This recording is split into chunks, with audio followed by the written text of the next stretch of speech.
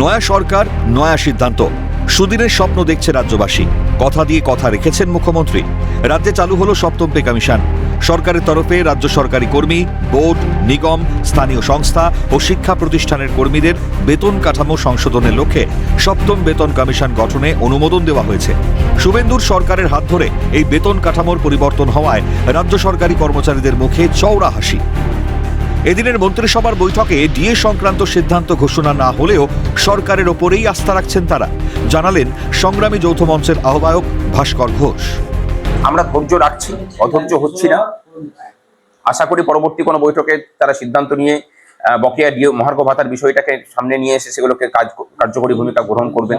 আমরা সরকারের সাথে কোঅপারেশনই আছি, কিন্তু তার আগে আমরা যেটা চাই যে সরকার কিভাবে কাজ করতে চাইছে কর্মচারী হিতে এবং রাজ্যের অন্যান্য বিষয়গুলোকে নিয়ে, সেই নিয়ে আমাদের সাথে বৈঠকে বসুক, আলোচনা হোক, খোলামেলা আলোচনা হোক।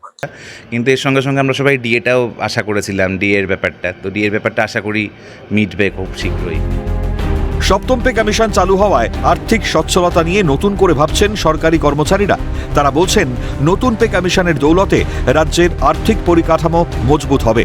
প্রাক্তন রাজ্য সরকারের আমলে পে কমিশন লাগু হয়নি। সরকারি কর্মীদের প্রতি উদাসীন ছিল প্রাক্তন প্রশাসন।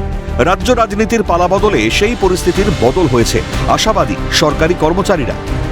বিজেপি সরকার সদ্য গঠিত হওয়ার পর থেকে যে সমস্ত ঐতিহাসিক সিদ্ধান্ত নিচ্ছে, তার জন্য আমরা এই সরকারের কাছে সত্যি কৃতজ্ঞ। সরকারকে আমরা বারবার এই বিষয়ে আবেদন করার পরেও কিন্তু এর কোনো আমরা সুফল পাইনি। সেই জন্য বর্তমান বিজেপি সরকার, তাকে আমরা কিন্তু আন্তরিক কৃতজ্ঞতা এবং অভিনন্দন জানাই। আপনারা খুশি এই যে কমিশনটা?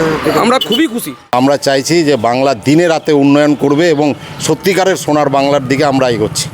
খুশি, আশাবাদী আমরা সকলেই যে আগামী আবার যেদিন বসবেন, সেদিন নিশ্চয়ই আমাদের চাওয়া পাওয়াগুলোর দিকে নজর দেবেন। সপ্তম বেতন কমিশনের ন্যূনতম বেসিক পে হল 18,000 টাকা। সর্বোচ্চ বেসিক পে 2.5 লক্ষ টাকা ধার্য করেছে সরকার। শুধু রাজ্য সরকারি কর্মচারীরাই নয়, রাজ্য সরকারের অবসরপ্রাপ্ত পেনশনভোগীদের জীবনেও এসেছে সচ্ছলতা। সরকার বদলের সঙ্গে সঙ্গে রাজ্যে বদলাচ্ছে দিনকাল, বদলাচ্ছে জীবনযাত্রার গতিপথ। সব মিলিয়ে সপ্তম পে কমিশন চালু রাজ্যের জন্য এক সুদূর প্রসারী পদক্ষেপ, তা বলাই বাহুল্য। ক্যামেরায় অপূর্ব দেবনাথের সঙ্গে খালিদ জামাল, করুণাময় সিংহ, অভিষেক সাহা ও অপু শীলের রিপোর্ট, ক্যালকাটা নিউজ।